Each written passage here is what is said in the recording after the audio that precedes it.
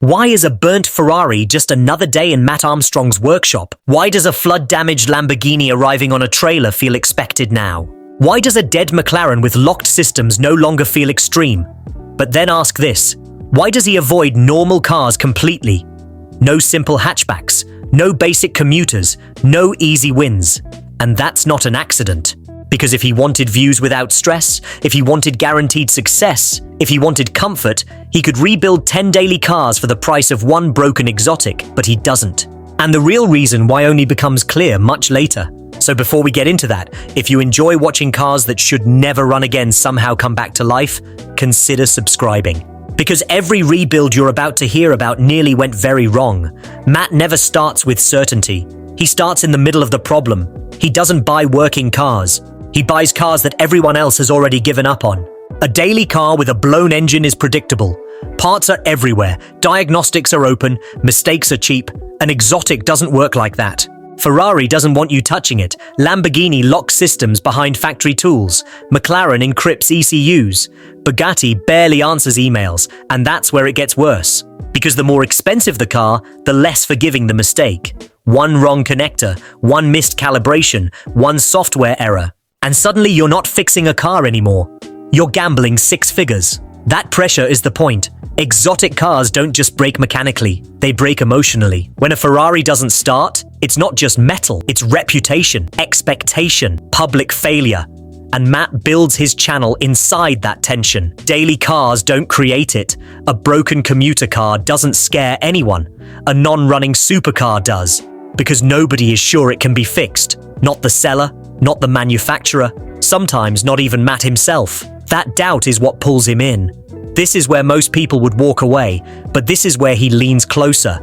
The cars he chooses are the ones insurance companies write off without hesitation. Missing parts, water inside control modules, fire damage that doesn't show itself until it's too late. And worse than the damage itself is the resistance. Locked ECUs, dealer-only calibrations. Systems that refuse to communicate unless the car is officially authorized. Normal rebuilders avoid these cars not because they lack skill, but because the risk makes no sense. Even if you do everything right, the car can still say no. And when that happens on camera, there's nowhere to hide. Matt doesn't edit around that moment. He films it. You see the frustration, the silence, the weight of money already spent with no guarantee of success. That's why daily cars don't work here. They don't fight back hard enough. Buying expensive non-running cars is the biggest gamble of all. Most people buy cars to reduce uncertainty. Matt buys them to multiply it. No test drives, no promises. Sometimes no real explanation of why the car stopped working in the first place. Just auction photos, damage reports, and a decision that can't be reversed. And the real damage is never visible at first. Flood cars look clean until corrosion starts killing modules one by one. Fire-damaged cars might run until heat-soaked wiring begins failing weeks later. Salvaged supercars don't just need parts, they need permission. And permission costs time, money, and patience. Purchase price, shipping, specialist tools, dealer programming. Weeks of waiting for answers that might never come. All of it happens before the engine even turns over. Every build carries the quiet risk of being the one that goes too far. Public failure isn't just embarrassing, it changes how people see you. If the car never runs, the story ends wrong. If the build collapses, trust collapses with it. That pressure never leaves. Flood-damaged exotics push it even further. Water doesn't care how expensive a badge is. It creeps into connectors, wicks through wiring, sits inside control units that cost more than entire engines. Replacing one doesn't guarantee anything. The system might still remember the failure. Burned cars carry a different fear. Fire doesn't just destroy what you can see. It weakens insulation, warps connectors, creates electrical problems that appear months later. You don't know if the car is truly fixed until it's driven, and even then, you're waiting. Salvage titles bring another layer of uncertainty. Some systems refuse to reset once a car is written off. Airbags stay locked.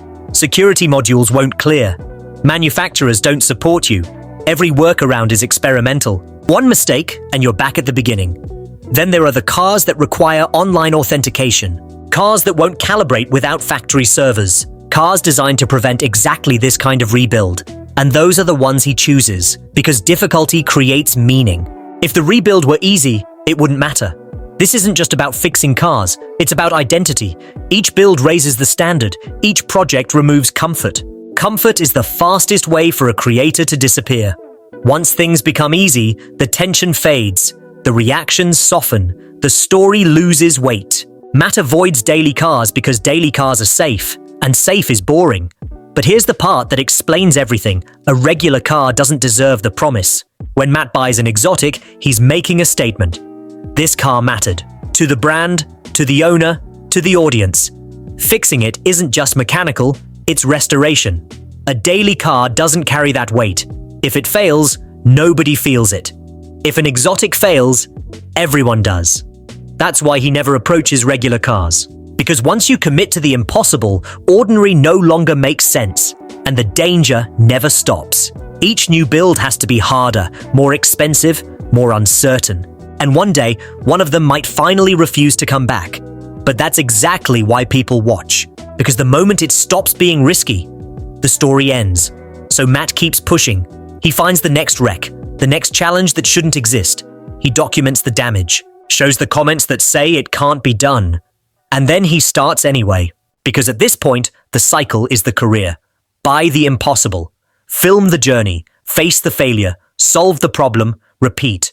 It's a formula now. But it's a formula built on genuine risk. Every car could be the one that breaks him. Financially, mentally, reputationally. And the audience knows this. They're not just watching repairs.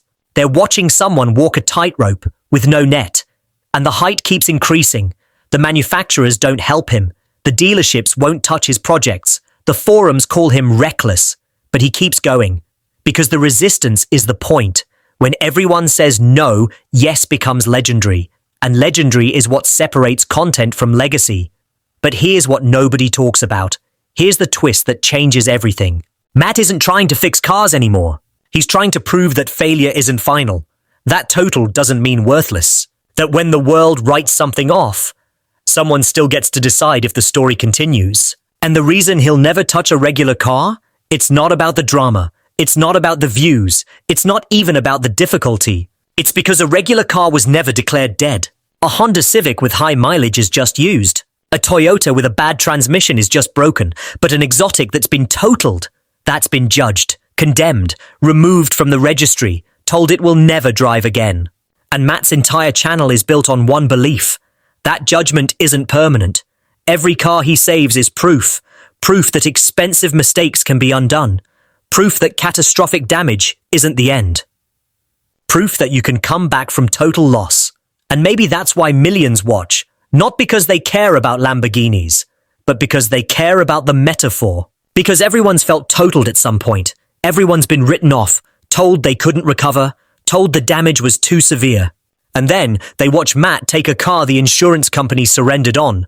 A car the manufacturer won't support. A car that every expert said would never run again. And they watch him prove them all wrong. So no, he'll never rebuild a regular car. Because regular cars don't carry the weight of that narrative. They were never declared impossible.